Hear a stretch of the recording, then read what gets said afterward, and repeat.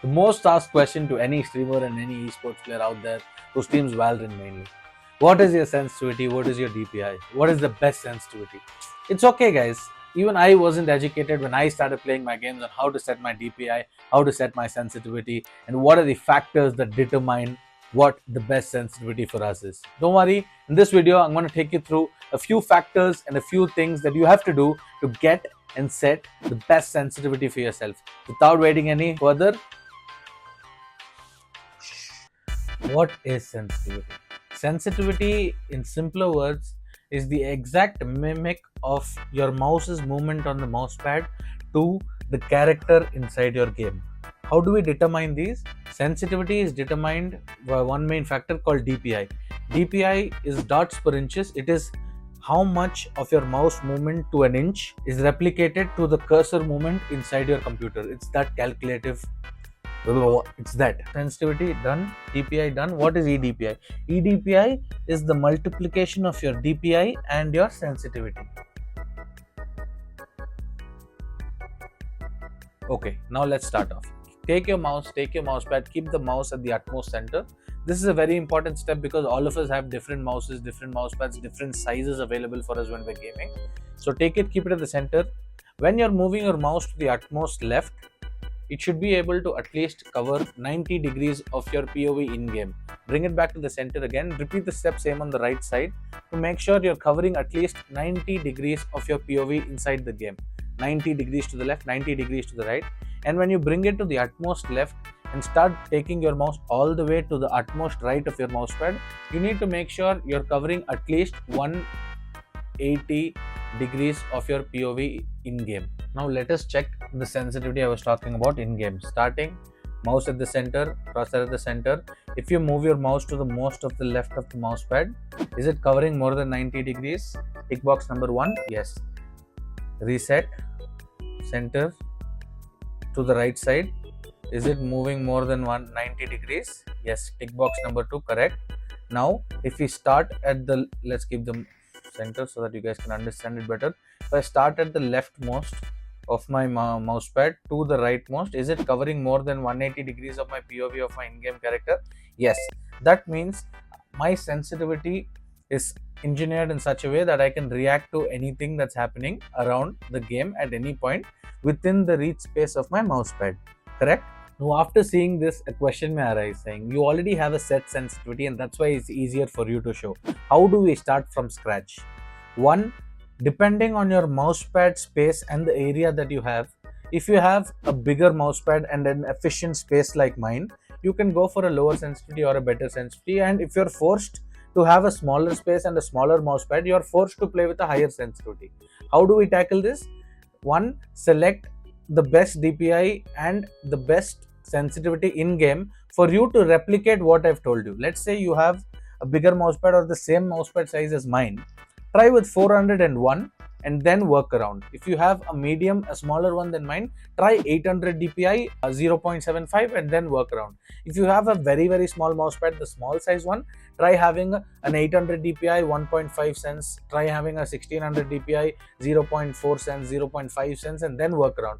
But make sure you're ticking all these 3 boxes, which is center to left 90, center to right 90, left to right more than 180 degrees. These are the things that you have to keep in mind when you yourself are trying this out from scratch. यार मेरे को teacher बनना था, माँ कसम बता रहा हूँ. Now comes the biggest question out of the lot. What is the best sensitivity? High, low, medium, mixed. Oh no! There is no such thing as the best sensitivity.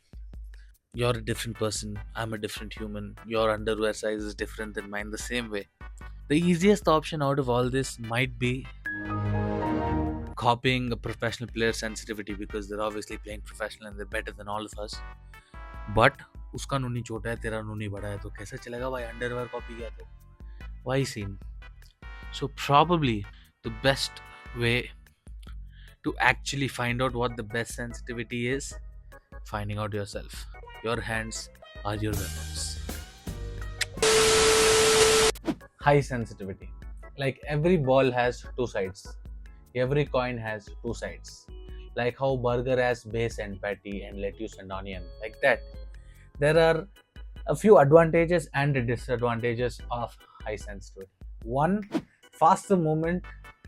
If you have a high sensitivity, you're able to cover a lot of area quicker. Faster reaction speeds, of course, faster reaction speeds because you have such a high sensitivity.